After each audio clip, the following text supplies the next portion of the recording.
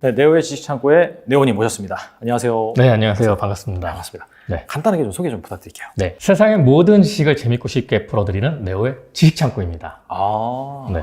모든 지식을. 네. 근데 그 지식의 깊이라든지 네. 그 범위를 보니까 확실히 네. 이 투자자가 참고할 만한 예. 경제적인 내용도 많고, 네. 그다음에 기업이라든지 산업 예. 이런 쪽도 좀 많이 다루시더라고요. 예. 그래서 저희가 아무래도 약간 좀 투자 전문 채널이기 때문에 네네네. 그런 방향으로 한번 여쭤보도록 하겠습니다. 알겠습니다. 최근에 이 자산 시장, 뭐 최근이라고 볼 수는 없고 사실 코로나 때부터 시작이 됐었던 것 같아요. 네네네. 그때는 막 갑자기 뭐 코로나 발생하면서 뭐 실업률 폭증하고 안 네. 좋아지고 그러다 보니까 전 세계적으로 막 유동성을 풀어댔다가 네. 갑자기 하이퍼 인플레이션이 와가지고 네네. 또 엄청나게 또 긴축을 했다가 네네. 정말 이 매크로 이슈가 지금 어마무시한 것 같은데, 그래서 사실 대부분의 그런 뭐 국가들의 증시는 많이 하락한 상황이고, 네네. 그래서 이제 지금부터가 좀 중요할 것 같긴 한데, 네네. 최근에 이제 그 연준에서 공개한 FOMC 의사록이라든지 네네. 그런 것들을 보니까 올해 안에 약간 금리 인하는 없다. 네. 계속해서 그 높은 금리 상단 네네. 보니까 한 중립금리가 한 5.1% 정도 되는 것 같더라고요. 네네네. 유지를 할 것이다라고 이제 얘기를 했습니다. 그래서 약간 올해 역시 증시 그다지 좋지 않을 것으로 생각이 되는데, 네네. 투자를 해도 될지 좀 궁금하거든요. 증시가 좋든 안 좋든 어쨌든 또 돈의 흐름이 들어가는 섹터가 분명히 있거든요. 네. 그러니까 이제 뭐 증시가 안 좋아서 투자를 안 해야겠다 이런 거보다는 그냥 적립식 투자로 내가 정한 섹터나 종목은 그냥 꾸준하게 투자를 해 가시는 게 저는 좀 맞다고 생각이 듭니다. 그럼 매크로 상황에 크게 상관없이 네네네. 투자를 해도 네. 된다.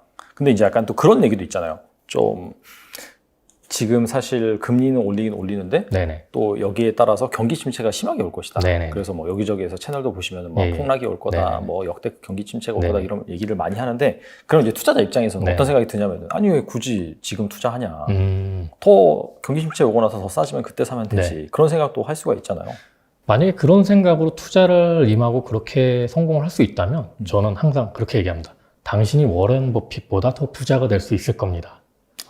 네. 만약에 그런 경기 침체가 올 것을 생각을 하고 예. 주가가 충분히 내려갈 것이라고 생각한 네. 다음에 저점에서 잡을 수 있는 투자자라면 그렇죠. 바닥은 아무도 모르고요. 천장도 아무도 모릅니다. 그렇기 때문에 뭐 적정한 수준의 조정이 있을 때 계속 들어가서서 적립식 투자로 들어가셔서 계속 주수를 늘리신다면 또 상승기에 또 굉장한 돈의 흐름이 만들어질 것 같고요.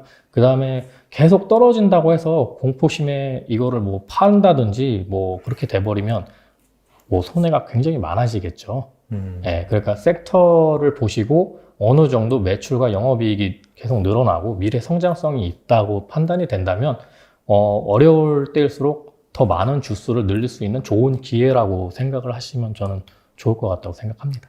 근데 이제 단도직입적으로 워렌 버핏을 꼭 집으셔서 말씀하셨잖아요. 네네. 워렌 버핏보다 많이 번다. 네. 그 얘기는 즉슨 워렌 버핏 역시 이런 투자를 하지 않는다. 이제 그렇게 해석해 볼 수 있을까요? 그렇죠. 네. 워런 버핏도 뭐 어렵다고 돈을 싹 빼거나 아니면 뭐 좋다고 갑자기 돈을 많이 투자하거나 그렇게 하진 않습니다. 일단은 기업의 성장성을 굉장히 많이 보고요. 그 다음에 돈의 흐름을 굉장히 많이 보고 그 부분에서 이제 미리 자리를 잡는 그 포지션으로 들어가는 걸로 알고 있거든요. 네. 그러니까 그런 부분으로 일반 투자자들도 비슷하게 가시는 게 좋지 않을까 생각이 듭니다. 워렌 버핏에서 생각이 나는 게 최근에 이제 TSMC를 또 네네. 신규 매수했잖아요. 예, 그렇죠. 바닥에서. 네네. 사실 앞으로 또 경기 침체가 오고 네. 더 빠진다라고 한다면은 아니 그때까지 기다려서 사면 될 것이지라고 네네. 생각할 수 있지만은 네네. 그거 상관없이 확실히 좀 자기가 생각했던 네. 좀 싼 가격대 들어오니까 그렇지. 샀다. 예. 그런 부분을 보면은 사실 그 타이밍을 맞춘다는 것 자체가 네. 상당히 좀 힘들 거라 생각이 그렇죠. 들어요. 타이밍 맞추는 게 굉장히 어렵죠. 점쟁이 아니잖아요.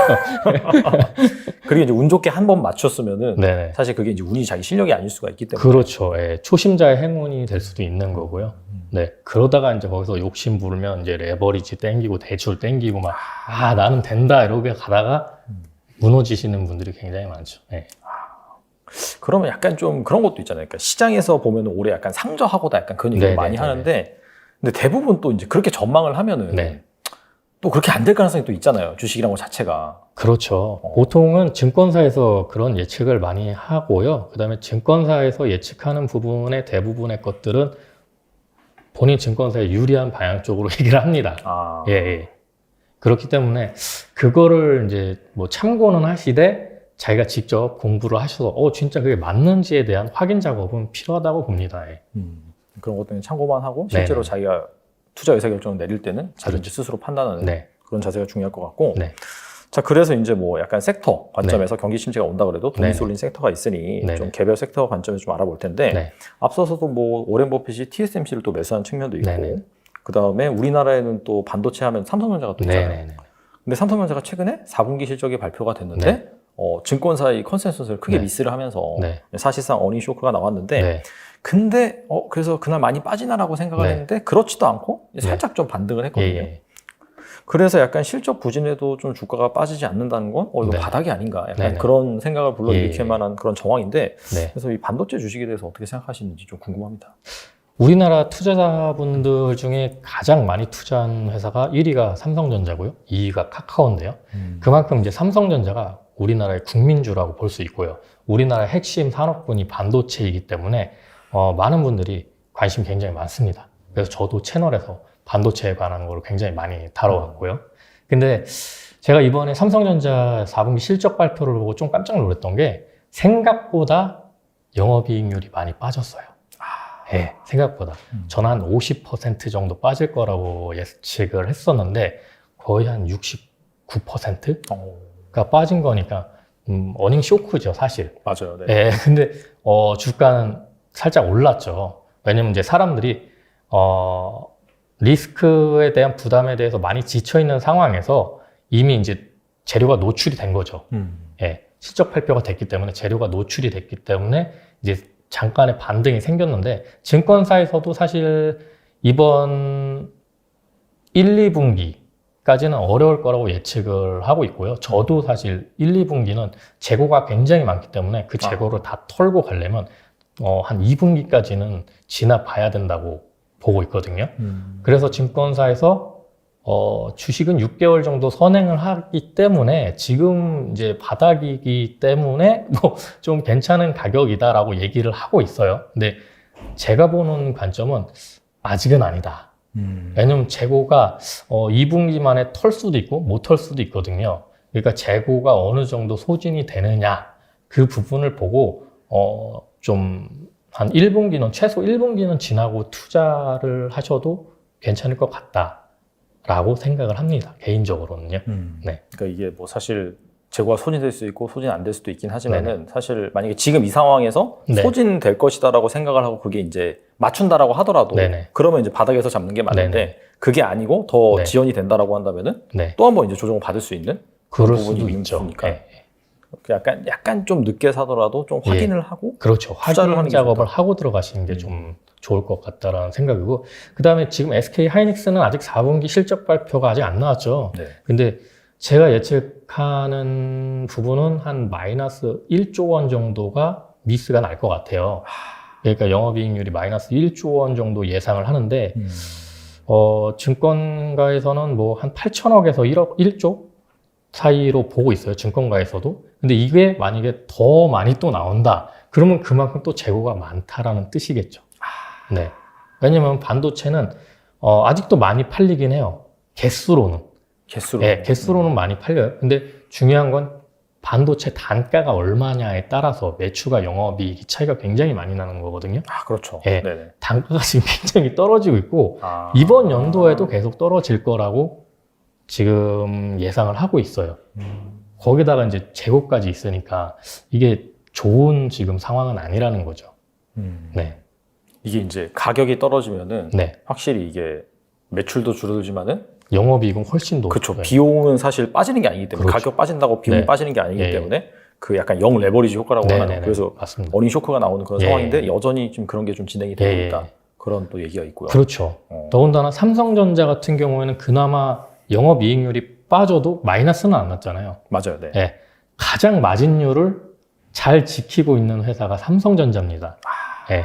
근데 이 삼성전자가 지금 사람들이 많이 이제 매출하고 영업이익이 이제 빠지다 보니까 매출은 사실 많이는 안 빠졌어요. 영업이익률이 많이 빠져서 문제인 건데 이 영업이익률이 이만큼 빠졌으니까 삼성전자도 증설을 줄이고 반도체 생산을 줄일 거다라는 얘기가 지금 조금씩 나오고 있는데 아직 정해진 건 없거든요. 네네. 그러니까 삼성전자가 만약에 증설을 기존 계획대로 하고 반도체 개수를 계속 늘려서 생산을 하게 된다면 영업이익은 아마 더 빠질 겁니다. 그렇죠. 치킨 게임 시작하는 거죠. 그때는. 그러니까 이제 그거를 이제 전체적인 상황을 보고 들어가시는 게 좀 좋지 않을까 개인적으로 그렇게 생각을 하고 있습니다. 최근에 약간 좀 삼성전자라든지 반도체 쪽 반등 나온 게 네. 이제 삼성전자도 감산을 할 것이다라는 그런 기대감이 반영되어 그렇죠. 있는데 그 기대감이 좀 들어갔죠. 근데 아직은 공식적으로 발표한 바가 발표한 없다는 게 거죠. 없습니다. 네. 그리고 이제 그런 것들이 만약에 또 발표하면 좋은 거긴 한데 만약에 아니 우린 계속해서 생산할 건데 라고 이제 할 수도 있는 부분이기 그렇게 때문에 할 수 있죠. 그 부분은 좀 그렇게 된다면 또 실망해서 또 빠질 수도 있는 거고. 네, 실망해서 빠질 수 있죠.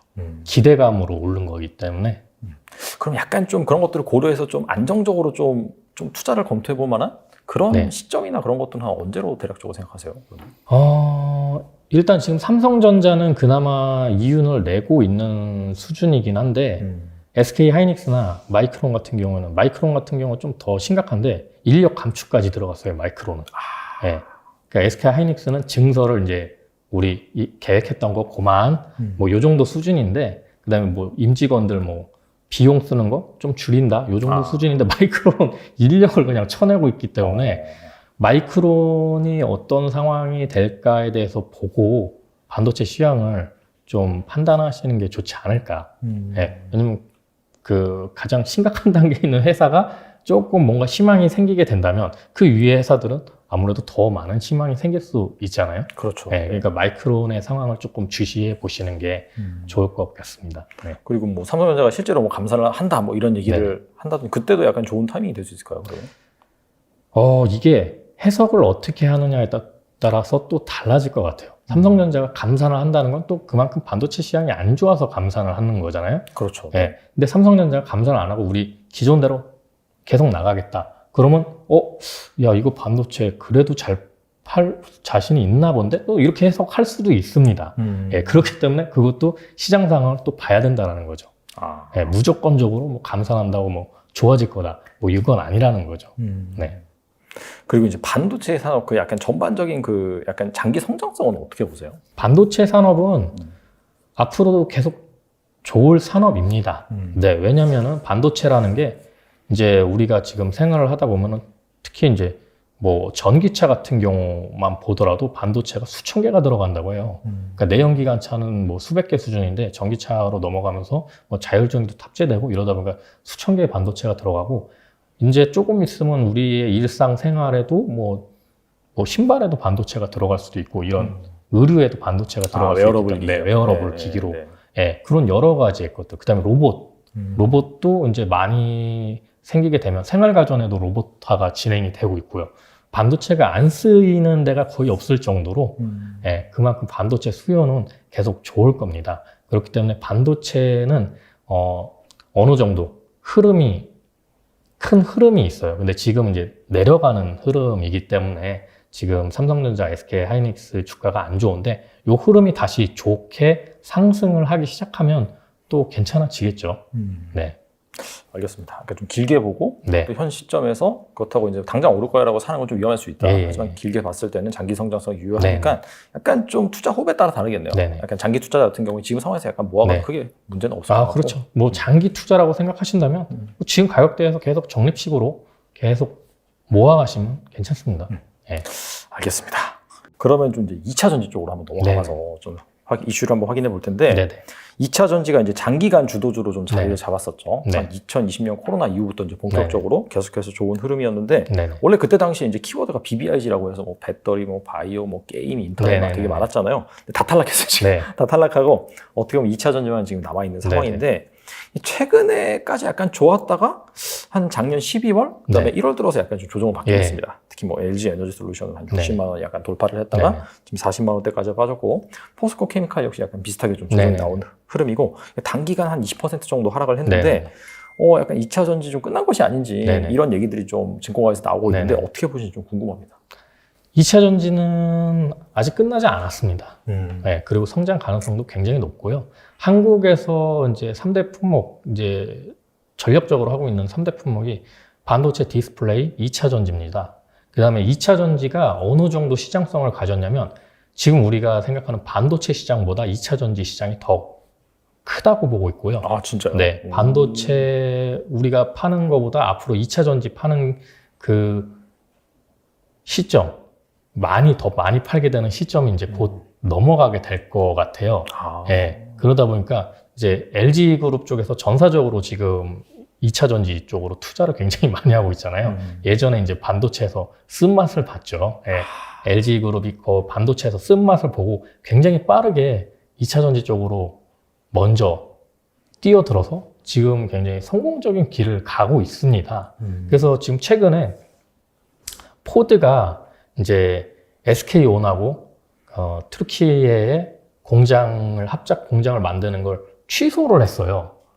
네, 그걸 이제 어디에다 다시 이제 계약을 했냐면, 계약을 이제 지금 진행을 하려고 하고 있고, 얘기가 지금 막 나오고 있어요. 아직 확정은 아닌데, 그거 LG 에너지 솔루션입니다. 아, 그러면은 사실 그 튀르키예 공장 짓기로 한 거를 SK랑 하기로 했는데, 네. SK를 그냥 나가리 팽팽 나가고, 네.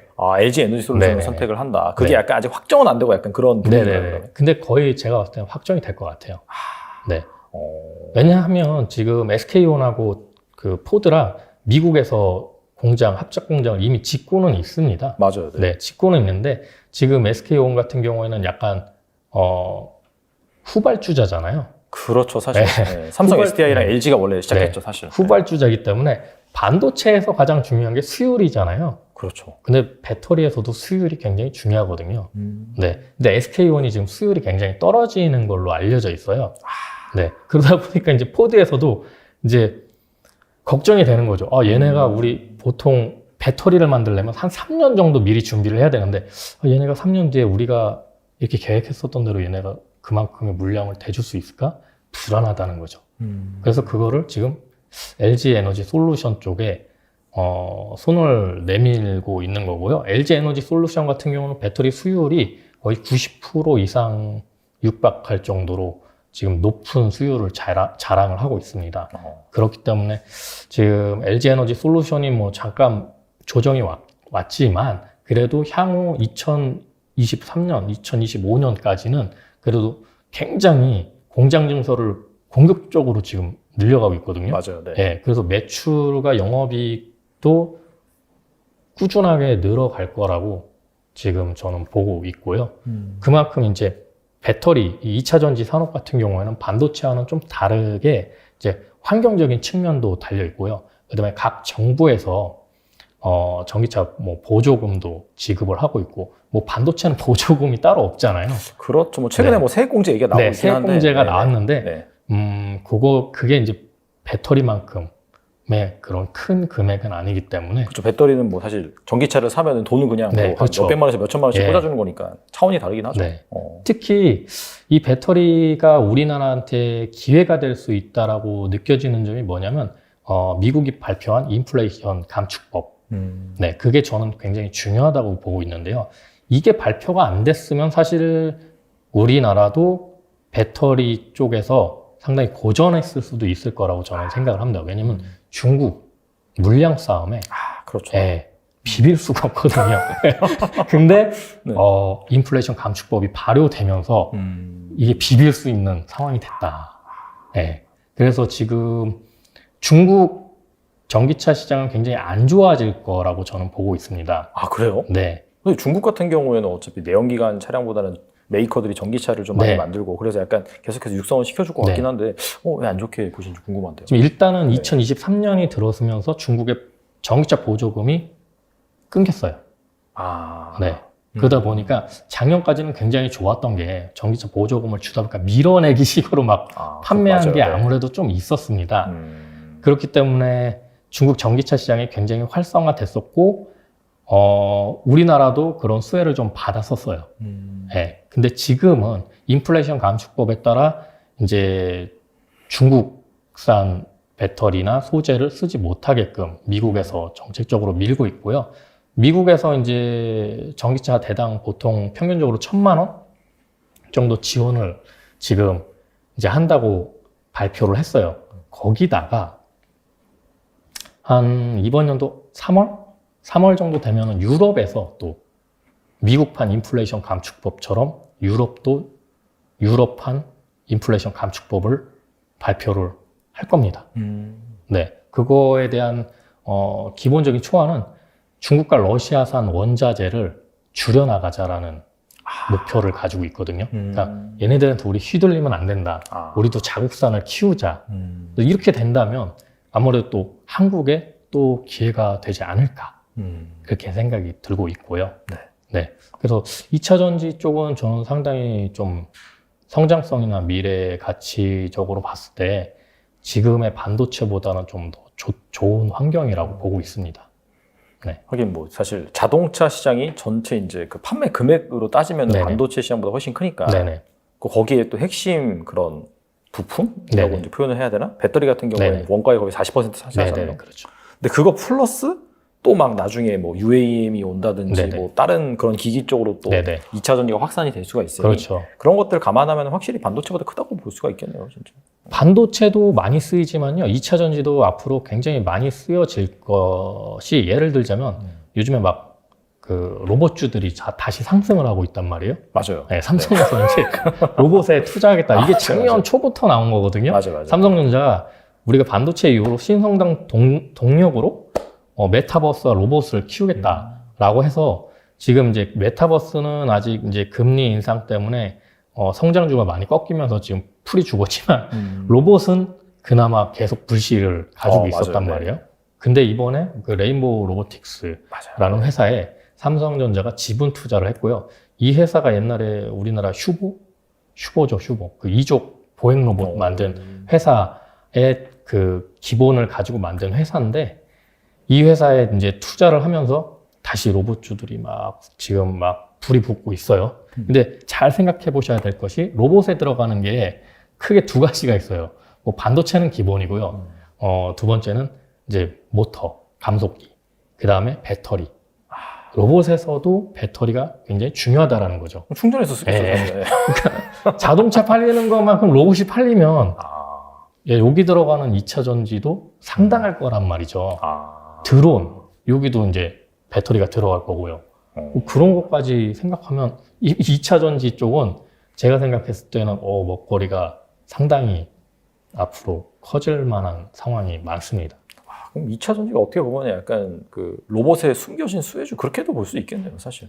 그럴 수 있죠. 네. 사람들은 아직 인식을 하진 않고 있어요. 네, 하진 않고 있는데, 이제 로봇주들이 막 이렇게 수혜를 입을 때, 그 다음에 다시 한번 그런 것들이 나오겠죠. 그럼 로봇 부품주, 부품 뭐가, 어디가 잘 만들까?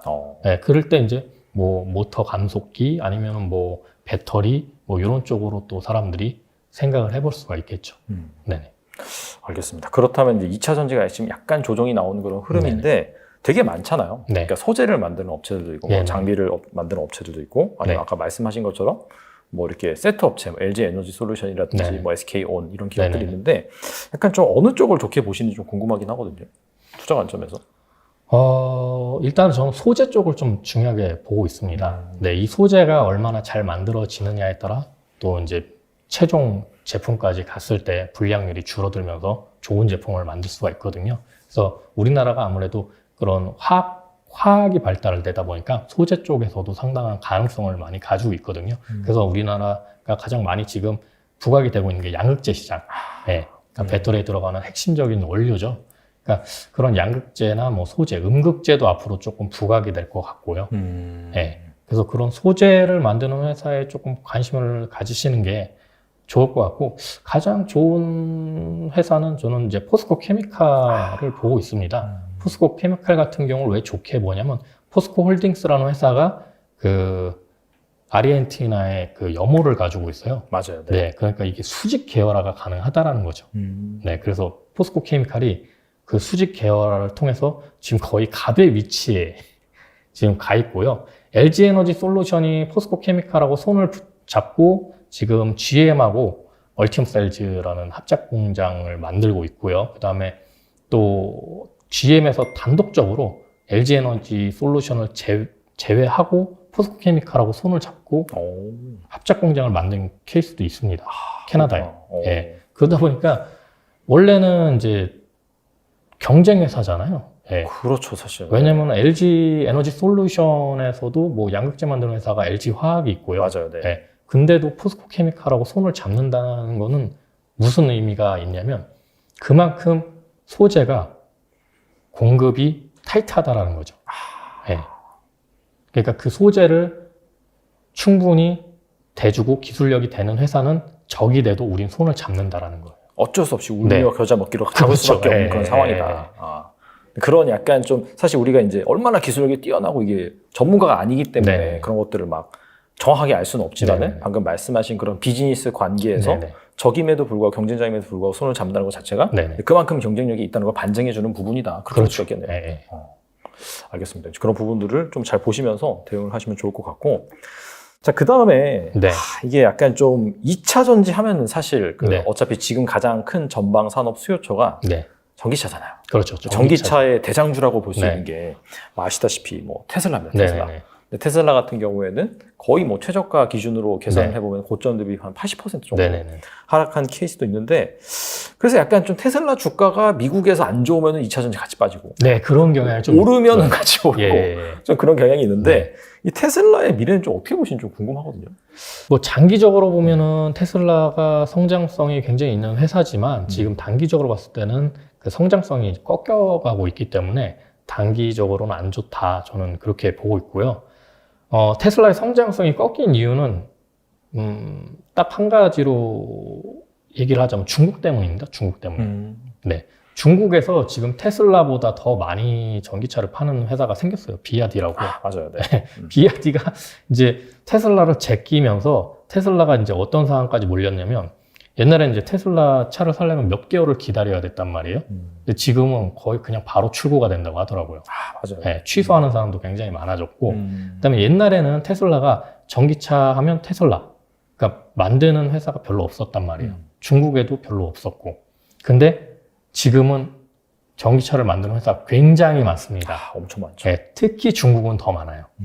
결국에는 중국의 전기차를 휩쓸고 있는 건 중국 내부의 전기차 회사들이 판매량을 늘려가고 있다는 거거든요. 대신에 테슬라의 점유율은 점점 떨어지고 있죠. 지금 테슬라가 전체 생산량 중에 한 26% 정도가 중국에서 지금 중국으로 이제 차지하고 있는 비중이 있는데, 그게 이제 떨어진다라는 거죠. 성장성이 꺾인다라는 건, 성장주에서 성장성이 꺾인다라는 건 바로 주가랑 직결이 돼서 하락세를 탈 수밖에 없습니다. 그러니까 이 성장성이 다시 담보되지 않는다면 테슬라 주가가 옛날처럼 그렇게 잘 나가는 그림이 다시 나오기에는 지금 당분간은 힘들지 않을까, 그런 생각이 들고요. 대신에 이제 지금 중국은 전기차 판매 비중이 또 한 26% 정도 됩니다. 순수 전기차로만. 뭐 여러 가지 수소차라든지 하이브리드까지 합치면 더 많겠지만 순수 전기차만 했을 때 한 26% 정도 차지한다고 하는데, 지금 미국이 한 6% 정도 되고, 그다음에 유럽이 그거의 한 2배, 한 12% 정도 돼요. 그러면 어떻게 보면 미국만 보고 생각해도 중국을 따라가려면 거의 한 64, 24, 4배 이상을 성장을 해야지 이제 시장의 캐파가 비슷해진다라는 거니까 미국의 그 지금 전기차 시장을 활성화하려는 의지가 굉장히 강해서 테슬라도 이제 중국에서 빠지는 성장성을 다시 미국에서 살려주면 그게 좀 괜찮게 나올 수 있다라고 생각이 드는데, 또 어려운 점이 뭐냐면 미국 내에서도 완성차 기업들이 이제 전기차를 무지하게 지금 생산하려고 그래서 이제 한국 업체들하고 손을 잡는 거죠. 그렇죠. 맞아요. 그래서 2025년에서 2026년 이제 조금 딜레이가 되고 있어요. 배터리 수급이 원활하지가 않다 보니까 한 2026년 정도가 될 것 같은데, 그때 이제 GM이나 포드 이런 회사들이 전기차 그 카테고리를 굉장히 늘려가려고 지금 준비를 하고 있거든요. 그거에 발맞춰서 지금 이제 LG 에너지 솔루션이나 뭐 SK온이나 삼성 SDI도 같이 이제 합작사를 늘려가고 있고요. 그래서 이제 테슬라가 그 경쟁 안에서 과연 얼만큼의 점유율을 늘려갈 수 있는지가 관건이 될 것 같고요. 그다음에 또 좀 더 넓게 보자면 전기차 시장이 과열이 되면은 이제 일단은 소재 쪽은 굉장히 수혜를 입을 수가 있습니다. 네. 전기차 시장이 과열될수록 전기차가 많이 팔리잖아요. 전기차 가격은 떨어질 거고. 대신에 소재 업체들이 막 무분별하게 또 늘어나진 않아요. 또 이쪽. 왜냐면 이 기술력이 좀 들어가는 그렇죠. 거라서 네네. 일반 회사들이 쉽게 이게 진입할 수 있죠. 있는 네. 수준이 아니거든요. 그러다 보니까 한정된 기업에서 공급량은 적은데 수요는 넘치고 있기 때문에 지금 2차 전지 소재 쪽은 굉장히 수혜가 많아질 거라는 생각이 들고요. 그 다음에 아까 테슬라 얘기를 하면서 제가 두 번째로 또 보고 있는 게 그 경쟁에서 살아남는 게 첫 번째고, 두 번째는 이제 자율주행 시스템이 얼만큼 독점적인 지위까지 올라갈 수 있느냐. 그게 또 이제 테슬라의 관건이 될 것 같습니다. 지금 논란이 되게 많잖아요. 막 운전하다가 막 사고 나는 경우도 종종 있고, 테슬라가. 화재 이슈. 네, 화재도 요즘 네, 또 많더라고요. 종종 발생이 되고 있고, 이제 그런 문제들이 해결이 되고, 이제 다시 한번, 그래, 자율주행차? 옛날에 전기차 하면 테슬라 딱 떠올리듯이, 자율주행차? 무조건 테슬라 사야지. 이런 좀 네임밸류의 가치가 더 생긴다면, 테슬라의 가치가 다시 높아지는 계기가 될 것 같습니다. 하지만 당분간은 이 경쟁이 굉장히 심화됐기 때문에 힘들다라는 거. 네. 그래서 아까 삼성전자 때 얘기처럼 테슬라도 그렇게 말을 전해드리고 싶어요. 그러니까 장기적인 투자 관점에서는 지금 적립식으로 주수를 모아가는 거 괜찮다. 근데 단기적인 입장에서 테슬라를 투자한다는 건 좀 어려울 것 같다. 네, 그렇게 정리할 수 있겠습니다. 말씀하신 그런 리스크라든지 그런 것들이 어느 정도 좀 거치는 네네. 뭐 힌트를 준다든지 네네. 그런 상황을 확인하고 네네. 사도 사실 늦지 않다 그렇게 이제 볼 수가 있겠네요. 예. 알겠습니다. 자, 그리고 또 하나의 또 투자자들이 관심을 많이 가지고 있는 네네. 섹터가 인터넷이잖아요. 네네. 그리고 앞서서도 이제 삼성전자를 가장 많이 샀고 카카오를 또 두 번째로 많이 산 그런 종목이라고 네네. 말씀하셨는데, 그래서 네이버나 카카오 이 인터넷 주식들은 좀 어떻게 보시는지 궁금하거든요. 네네네. 네이버, 카카오가 이제 플랫폼 회사잖아요. 그래서 이제 코로나가 굉장히 확장됐었을 때 이제 재택근무가 활성화되고 여러 가지 것들이 겹쳐서 네이버, 카카오 주가가 굉장히 많이 올랐었어요. 네, 그러다가 이제 금리 인상이 딱 시작되면서 이 주가가 계속 지금 하락을 하고 있거든요. 왜냐면 이게 그 대표적인 성장주잖아요. 그렇죠. 네. 그러다 보니까 성장성이 떨어진다. 그럼 말 그대로 돈을 예전만큼 못 벌게 된다. 그런 뜻이기 때문에 지금 계속 하락하면서 요즘에 약간 반등을 시도를 하고 있기는 하지만 그래도 아직까지는 좀 어려울 것 같다라는 생각이 들어요. 왜냐면 일단 금리 인상이 되는 시점부터 굉장히 하락을 많이 했기 때문에 결국에는 금리 인상이 끝나야지 성장주에도 돈이 돌 거잖아요. 그렇기 때문에 그 돈의 흐름이 아직 오기에는 힘들 것 같다. 그런 생각이 들고요. 또 두 번째로 기업들, 그러니까 네이버, 카카오 같은 경우는 광고 수익이 굉장히 많은 부분을 차지하고 있는데, 그렇죠. 네, 기업들이 지금 어렵다 보니까 광고에 대한 집행을 많이 줄이는 추세예요. 네. 그러다 보니까 매출적인 부분이 아무래도 좀 떨어질 수밖에 없고요. 그런 수익화 모델을 조금 더 전방위적으로 지금 많이 바뀌는 부분이 생겨야 좀 성장성도 다시 담보가 될 수가 있겠죠. 그럼 뭐 최근에 뭐 카카오 같은 경우는 뭐 SM 인수 맞아요. 또 막 돌입을 하고 있고 지금 엔터 쪽이나 뭐 그런 쪽으로 많이 신경을 쓰고 있어요. 네. 그러다 보니까 그런 것들이 또 수익화가 되려면 좀 시간이 걸리거든요. 보통 이제 그 증시를 보니까 약간 네. 인수한다 그러면 인수 당하는 쪽은 좀 오르는데 인수하는 쪽은 빠지더라고요. 돈이 직접적으로 들어가잖아요. 그러니까요. 인수하는 작년에 네이버 같은 경우에도 갑자기 네. 포시마크 인수한다 그러니까 원래 20만 원 좀 중반에 있었는데 네네. 갑자기 이제 10만 원대로 레벨 다운되고, 그게 이제 증시에서 이제 싫어하는 그런 액션 중에 하나인 것 같아요, 보니까. 왜냐면 금리 인상기인데 목돈을 투자를 해야 된다. 그러면은 상당히 뭐 대출도 받아야 되고 뭐 전환사채도 뭐 발행할 수도 있고 여러 가지 돈을 끌어와야 되잖아요. 그러니까 그 이제 이자를 또 그만큼 내야 되기 때문에 그렇죠. 네, 그게 리스크가 굉장히 큰 거죠. 네, 다행인 건 그래도 뭐 네이버나 카카오, 특히 카카오 같은 경우는 쪼개기 상장을 많이 해서 욕을 더럽게 많이 먹긴 했지만 돈을 많이 모아놨어요. 맞아요. 네, 그게 아마 성장 동력에 많이 도움이 되지 않을까. 대신에 주주들은 피눈물이 나죠. 네, 주주들은 지금 피눈물이 나고 있지만 뭐 회사 입장에서는 쩐을 많이 모아놨다. 네, 그래서 이제 그걸 지금 이제 투자를 하면서 좀 영역을 확대하고 있는 것 같습니다. 확실히 그 금리, 그 높은 고금리라는 매크로 이슈가 좀 바뀌어야 되는 그런 네네네. 부분이 선행이 돼야 될 것 같고, 네네. 두 번째로는 또 여기저기 벌려놓은 사업 같은 네네. 경우에 뭐 신규 사업, 뭐 네네. 엔터라든지 그런 것들, 네네. 그런 것들에서 좀 가시적인 성과가 나와야지, 네네. 그때가 돼야지 약간 좀 본격적인 반등이 나올 수 있겠네요. 네네. 알겠습니다. 그리고 지금까지 뭐 2차 전지도 알아봤고, 뭐 반도체, 뭐 인터넷 주식들도 좀 알아봤는데, 좀 최근에 뭐 아시다시피 증시가 장기간 하락을 했기 때문에 네네네. 전반적으로 싼 주식이 상당히 좀 네네. 많잖아요. 그래서 혹시 뭐 특히나 좀 눈여겨보고 있는 그런 섹터가 있는지 궁금하거든요. 네.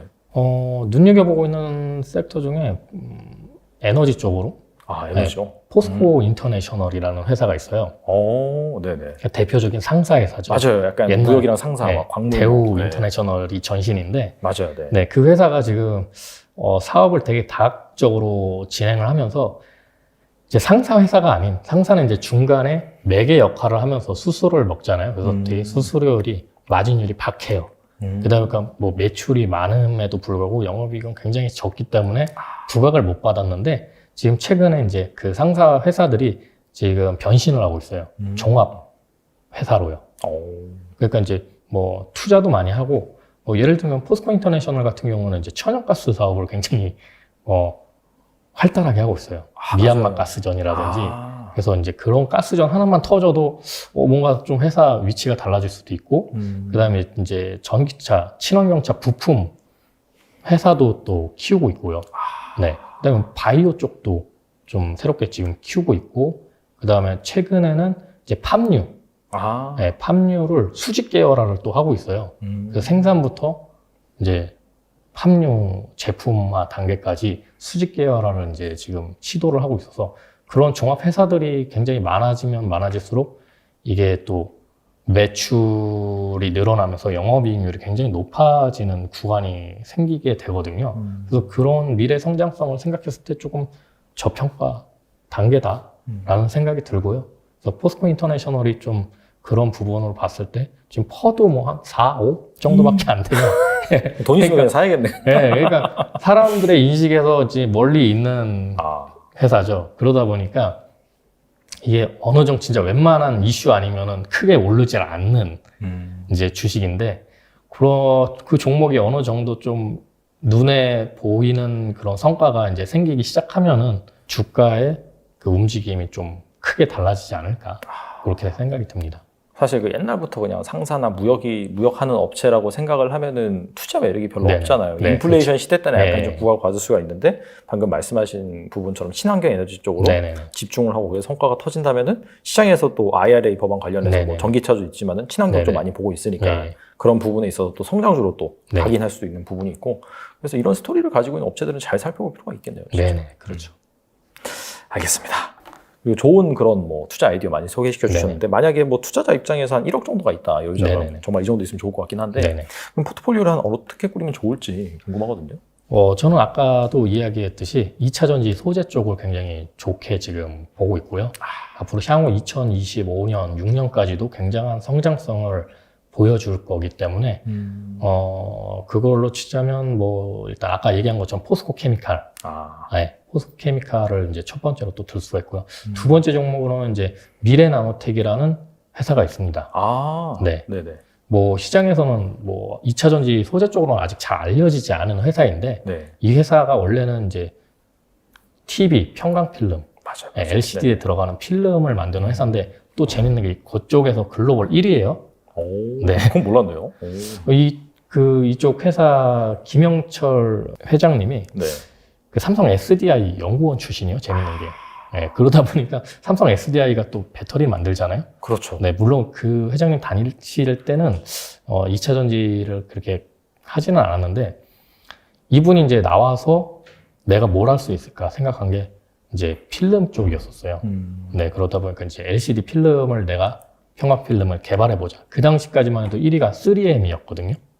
네. 네. 근데 3M을 제치고 1위를 한 거죠. 그러니까 입지전적인 그쪽 방면에, 디스플레이 쪽에서는 입지전적인 인물이신데, 이분이 이 디스플레이 그 평광 필름에서 꾸준하게 수익을 벌면서 계속 염두를 해뒀던 게 2차 전지 쪽이었습니다. 네, 그래서 지금 이제서야 진출을 했고요. 이번 연도 이제 직접적인 성과가 좀 나올 것 같아요. 작년 초에 이제 미래첨단소재라는 기업을 인수해서 이제 수산화 리튬 분쇄 가공업부터 지금 시작을 하고 있고요. 이제 여러 가지 필름지를 또 만들잖아요. 그러니까 이제 양극재 관련된 뭐 필름이라든지 여러 가지 사업을 좀 확장을 할 것 같기 때문에 이게 지금 아직 2차 전지 섹터로 제대로 편입이 아직 안 됐어요. 아, 맞아요. 네. 시장에서는 그냥 디스플레이 그냥 종목 네, 디스플레이 종목으로만 지금 돼 있기 때문에 요게 이제 2차 전지로 본격적인 섹터 전향이 될 경우 가치는 좀 바뀌겠죠. 네, 그래서 이제 두 번째 기업으로 미래나노텍 이렇게 해서 저는 1억 있다면 5천만 원은 포스코케미칼, 5천만 원은 미래나노텍에 분산으로 투자를 하게 될 것 같습니다. 네. 공격적인 좀 이렇게 성장성, 미래 성장성 네네네. 보면서 뭐 하는 거기 때문에 정말 꼭 이렇게 1억 있으면 이게 투자하시라는 그런 게 아니라 네.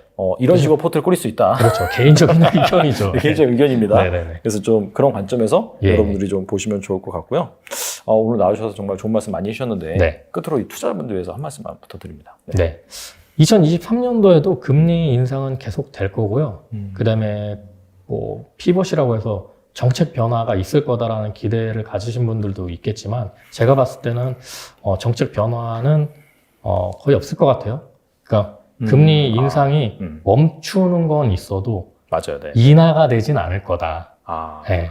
그러니까 지금 4.5%까지 연준의 기준금리가 4.5%까지 올랐는데 이번 연도에 5% 최소 5% 좀 최대로 봤을 때 6%까지 오를 거라고 해요.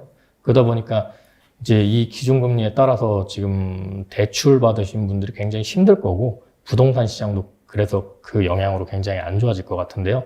투자에 임하셔도 마찬가지로 지금 같은 시기에는 대출이나 레버리지를 땡기시는 것보다는 이제 내가 벌 수 있는 한에서 감당할 수 적립식 있는. 투자로 안전하게 투자를 진행하시는 게 좋지 않을까 네, 생각이 듭니다.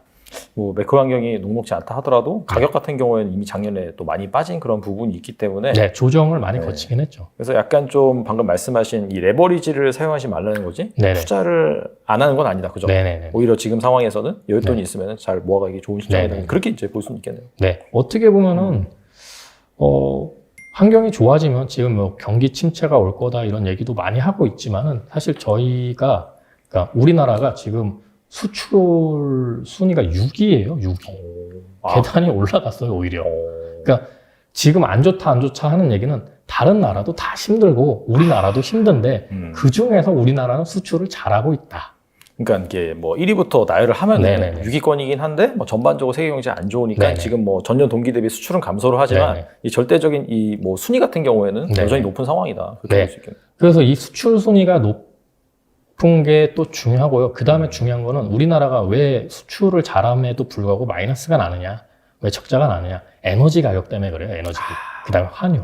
근데 환율은 지금 계속 내려오고 있어요. 맞아요. 네. 다행인 게 환율이 내려오고 있고요. 그 다음에 에너지 가격도 점점 내려오고 있습니다. 그럼 우리나라가 수출이 지금 잘 하고 있는데 에너지 가격이 내려가고 있다. 환율이 내려가고 있다.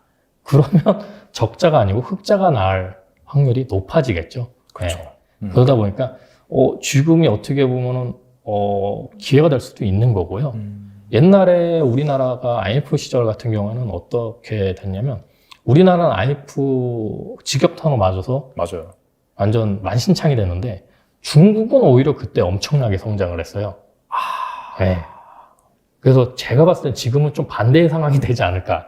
중국이 좀 만신창이가 되고 우리나라가 그 사이에서 수혜를 받는 국가가 되지 않을까 저는 좀 그렇게 생각을 하고 있습니다. 사실 IMF 당시에는 중국이 완전히 기술력이라든지 뭐 인프라라든지 그런 것들이 미흡한 그런 상황이어서 사실 우리나라가 좀 힘들어할 때 좀 네. 기술 격차를 좁힐 수 있는 그런 상황이었다라고 네. 하면은 지금은 사실 중국이 많이 따라왔다는 건 사실 부인할 수 없는 사실이잖아요. 네. 근데 이런 상황에서 뭐 아까 말씀하신 뭐 IRA 법안이라든지 네. 중국을 좀 견제하는 네. 그런 상황에서 또 글로벌 경기 침체라든지 이런 것들이 엮이다 보면은 중국은 좀 약간 좀 부진할 수 있는 그런 네. 상황에서 우리나라 또 업체들이 또 이렇게 기술력을 바탕으로 네. 또 세계 무대에 진출할 수 있다. 이제 그렇게 보시는 건가요? 그렇죠. 최근 데이터상으로도 지금 이제 중국, 홍콩 이런 국가보다 베트남이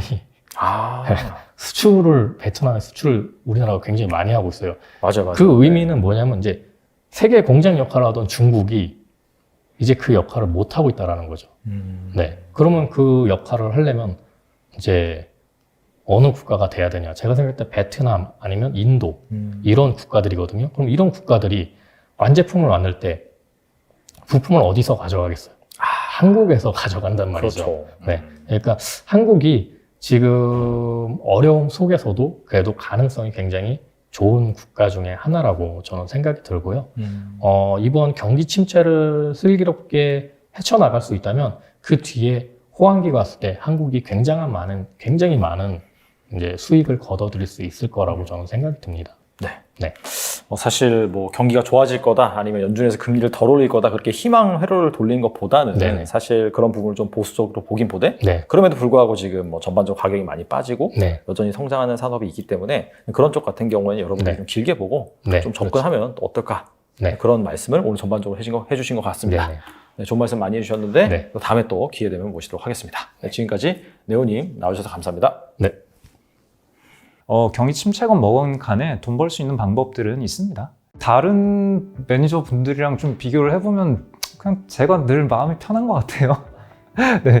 보통 뭐 전문적인 투자자건 개인 투자자건 좀 그때그때 되게 일일비 많이 하시고 좀 어떤 이벤트가 발생하든 계속 좀 마음이 많이 흔들리시는 것 같은데 제가 뭐 언제나 수익률이 가장 좋다 뭐 이렇게는 절대 말씀드릴 수 없는데 언제나 굉장히 마음 편한 축에 속한다 이렇게 말씀드릴 수 있을 것 같아요. 되게 열심히 하시는 분들도 많고 성실한 분들도 많고 한데 그런 분들도 좀 많이 실패를 하잖아요. 저는 기본적으로 경기 침체건 뭐건 간에 돈 벌 수 있는 방법들은 있습니다. 그리고 당장 내년에 못 벌어도 돼요. 중요한 건 그 언제 내가 돈을 벌 수 있느냐 그 타이밍을 내가 맞출 수 없다라는 거거든요. 계속 타이밍 그게 계속 지는 게임이고 마음 불편한 게임이 되는 거예요. 되게 이 바닥이 항상 많은 일이 벌어지잖아요. 늘상 벌어지고 있는 많은 일들로부터 뭔가 패턴을 찾으려고 하고 열심히 노력해서 기간을 예측을 하려고 하고 이런 시도를 많이 하는데 그게 사실 정말 쉽지가 않거든요. 근데 좀 똑똑하고 열심히 하려는 열정을 가진 사람일수록 궁극적으로 알 수 없는 거를 알아내려고 에너지를 많이 쏟다가 좀 실패를 하게 되는 그런 게 많아요. 근데 그게 또 늘상 시도했다가 바로 실패하는 게 아니라 어떤 구간에서는 이게 잘 되는 것 같은 느낌을 주기도 하거든요. 그러니까 이제 내가 주식을 좀 알겠어 라고 생각을 하면서 점점 더 세게 베팅을 하고 그러다가 한번 얻어맞았을 때 크게 무너지고 인간이 이 자본시장에서 예측할 수 있는 것과 예측할 수 없는 것 이거를 일단은 좀 구분을 해야 되는데 그러지 못하고 착각하고 좀 대단히 많은 열정을 쏟다가 부러지는 그런 일들이 좀 많은 것 같아요.